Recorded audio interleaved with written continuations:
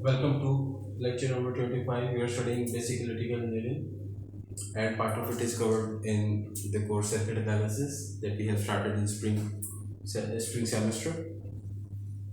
Alright, today we will study loop analysis and we'll take on an AC circuit. Right, we have studied loop analysis for DC circuits before, and we know that to apply loop analysis, we assume loops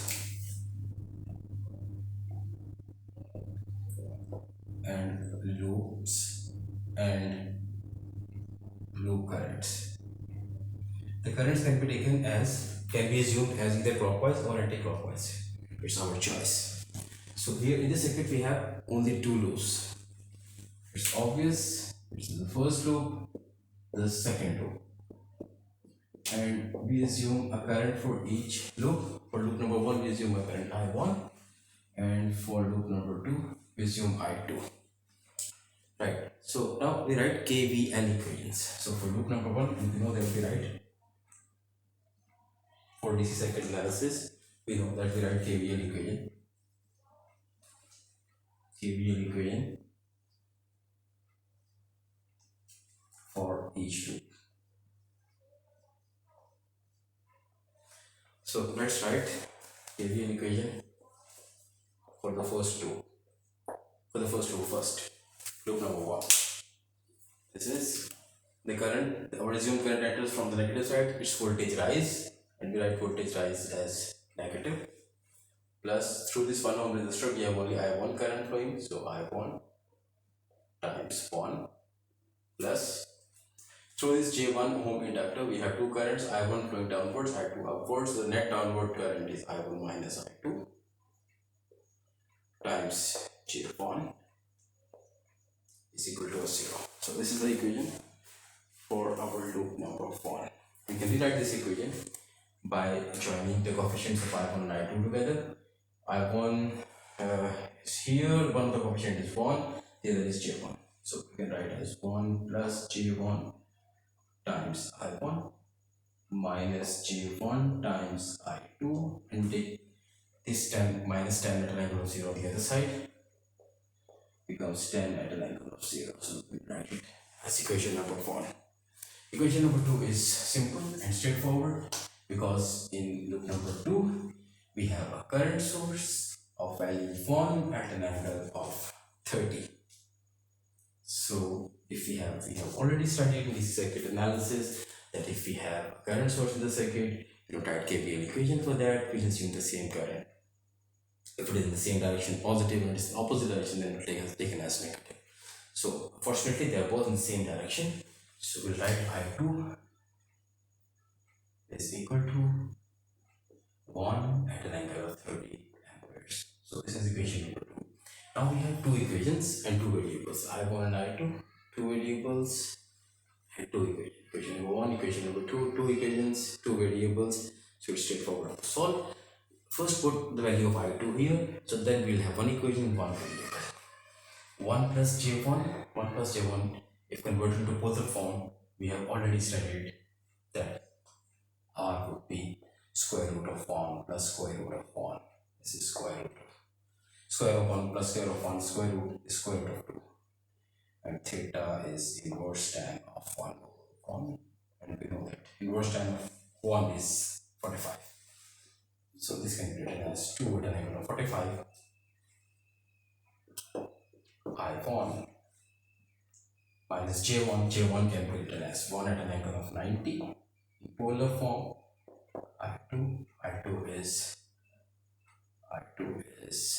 1 at an angle of 30 taken from equation number 2 is equal to 10 at an angle of 0. So what we have done so far is that we have put the value of I2 in equation number 1, and now we have only one equation and one variable I1. So we can further solve it. I1, this, if we multiply two polar numbers together, the magnitudes multiplied and the angles are added. So this 90 plus 30 becomes 120. 1 times 1 is 1.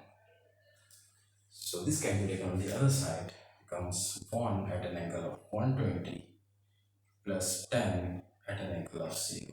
So now we have two polar numbers being added together, and we have already studied that polar is very difficult to add two numbers when they're in polar form. So let's quickly transform them, convert them into the rectangular form, and then quickly add them together. 5 by 1 is 1 at an angle of 120. We know that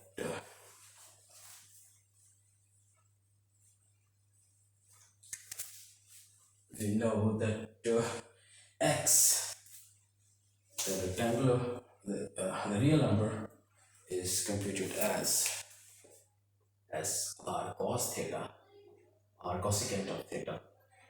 R is 1 and cos of 120.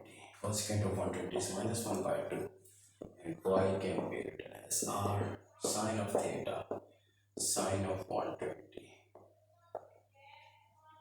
under root 3 by 2.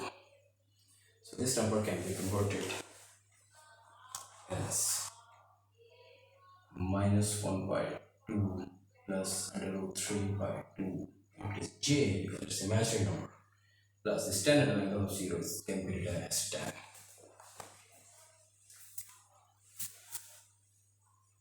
So now we can write I1 as tan minus 1 by 2 is 19 by 2, or it is 9.5, plus j under root 3 by 2 is 0.866 over the square root of 2 at an angle of 45. This 9.5 plus j 0.866 can be converted into polar form. It becomes 9.54 at an angle of 5.2 degrees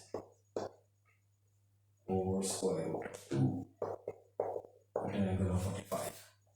This gives us I1 is equal to 6.75 at an angle of minus 39.8. So in this lecture we have studied how to apply loop analysis to find two unknown currents in a given AC circuit. In the next lecture we'll apply Thevenin's theorem in lecture number 26. The next lecture we'll apply Thevenin's theorem to find out an unknown voltage in an AC circuit. Thank you.